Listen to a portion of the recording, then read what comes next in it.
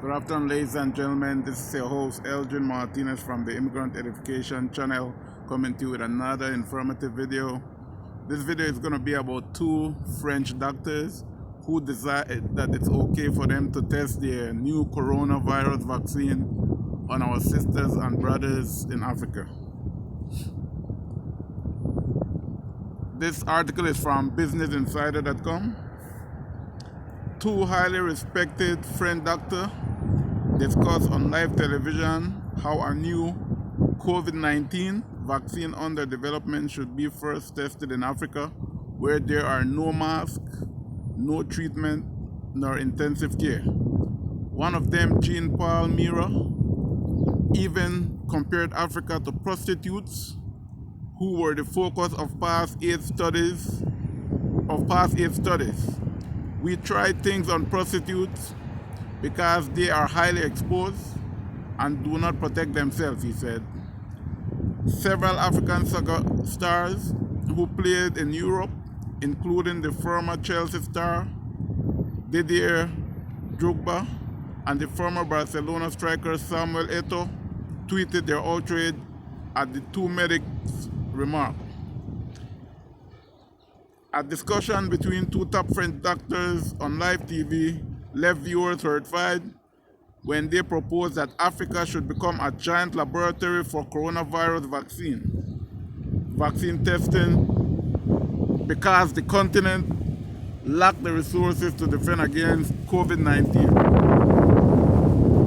In the segment broadcast on the French TV channel LCI, Jean-Paul Mira and Camille Lodge raised the idea of testing new vaccines on impoverished African population.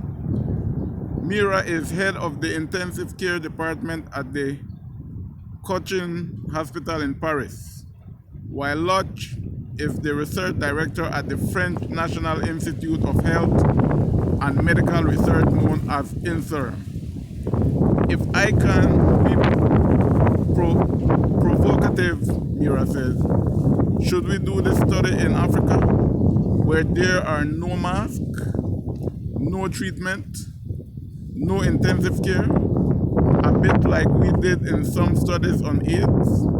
We tried things on prostitutes because they are highly exposed and do not protect themselves. Lodge agreed, saying, "You are right.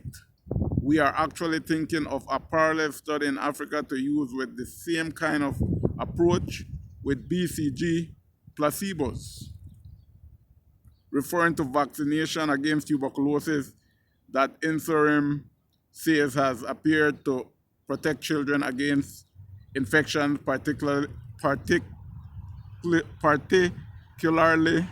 respiratory ones. The footage broadcast Wednesday triggered a deluge of outrage, accusing the doctors of white colonialist attitude. Several of Africa's leading soccer players, including the former Chelsea star Didier Drogba and the former Barcelona striker Samuel Eto'o, also tweeted their anger. Drogba, who is from Ivory Coast, tweeted, "This is totally inconceivable. We keep on cautioning this. Africa isn't a testing lab." I would like to vividly denounce those demeaning, false, and most of all, deeply racist words. Welcome to the West, where white people believe themselves to be so superior that racism and debility become commonplace. Tweeted by, who is from Senegal. Time to rise up. Ladies and gentlemen, that being said, this is nothing new that these white people have been doing to black people. As a matter of fact, if you look at the mortality rate right now as it relates to coronavirus, most of the people that have been affected are blacks and Latinos, when in fact, blacks are only 13% of the population in America. Is that strange, or Does that make sense? Yes, it makes sense, because then most blacks are underinsured. Most have a lot of underlying conditions. Furthermore, blacks live in predominantly poor neighborhoods. That being said, ladies and gentlemen, this is a common practice as it relates to these European people. There was a time, I don't know if you all have heard about the syphilis experiment in Guatemala. The syphilis experiment in Guatemala were United States-led human experiments conducted from 1946 to 1948, ladies and gentlemen.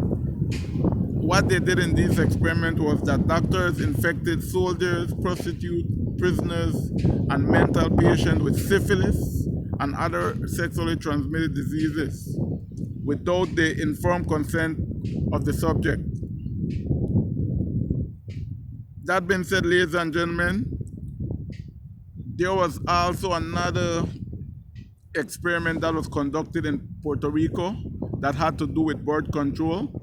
The first large-scale human trial of birth control pill was carried out in Puerto Rico in the 1950s.